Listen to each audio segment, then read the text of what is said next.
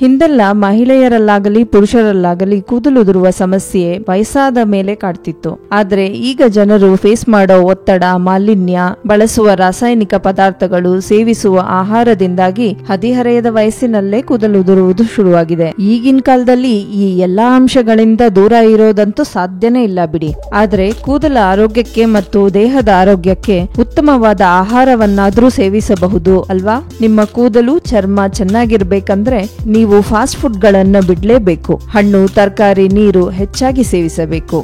ಇದರ ಹೊರತಾಗಿ ಮನೆಯಲ್ಲೇ ಕೂದಲ ಆರೈಕೆಗಾಗಿ ಸುಲಭ ವಿಧಾನ ಒಂದನ್ನ ಹೇಳ್ತಿದ್ ಕೇಳಿ. ಒಂದು ಮುಷ್ಟಿ ಅಥವಾ ನಿಮ್ಮ ಕೂದಲಿಗೆ ಬೇಕಾದಷ್ಟು ಮೆಂತ್ಯದ ಕಾಳನ್ನು ರಾತ್ರಿ ನೆನೆಸಿಟ್ಟು ಬೆಳಗ್ಗೆ ಮೊಸರಿನೊಂದಿಗೆ ಗಟ್ಟಿಯಾಗಿ ರುಬ್ಬಿ ಆ ಪೇಸ್ಟ್ ಅನ್ನ ಕೂದಲಿಗೆ ಹಚ್ಚಿ ಅರ್ಧ ಗಂಟೆ ಕಾಲ ಬಿಡಿ. ನಂತರ ಮೈಲ್ಡ್ ಶಾಂಪೂ ಮತ್ತು ಕಂಡೀಷನರ್ ಬಳಸಿ ಕೂದಲನ್ನ ತೊಳೆಯಿರಿ. ಕೆಲವರಿಗೆ ಮೆಂತ್ಯದ ತಂಪಿನಿಂದಾಗಿ ನೆಗಡಿ ಶುರು ಆಗೋ ಸಾಧ್ಯತೆ ಇದೆ. ಅಂತವರು ನೆನೆಸಿದ ಮೆಂತ್ಯ ನೀರನ್ನು ಕೂದಲಿಗೆ ಸ್ಪ್ರೇ ಮಾಡಿ ಅರ್ಧದಿಂದ 1 ಗಂಟೆ ಕಾಲ ಬಿಟ್ಟು ನಂತರ ತಲೆ ಸ್ನಾನ ಮಾಡಿ.